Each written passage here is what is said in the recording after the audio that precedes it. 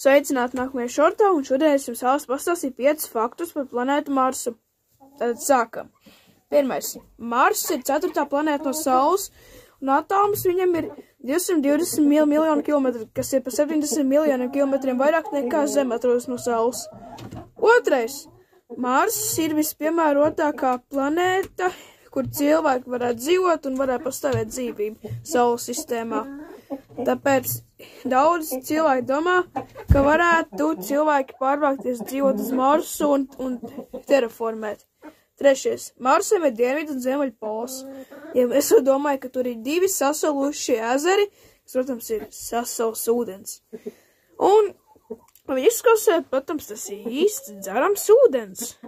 Tas ir ļoti labi, bet dažreiz arī uz Marsa atrod peļķes ar ūdeni. Tālāk. 4. fakts. Mars ir 2 reizes mazāks par Zemi un izveidojās nedaudz ātrāk pa Zemi.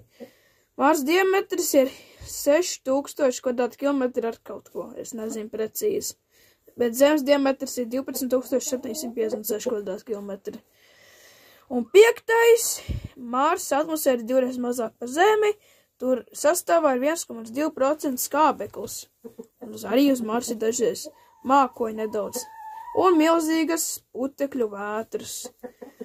Un arī milzīgi pērkoni. Paldies par jūsu uzmanību. Tiksimies nākamajā šortā. Lūdzu, abonējiet un nolaikojiet. Tā visiem. Viss jūs arī pasveicina, lai jums labs vakars vai diena.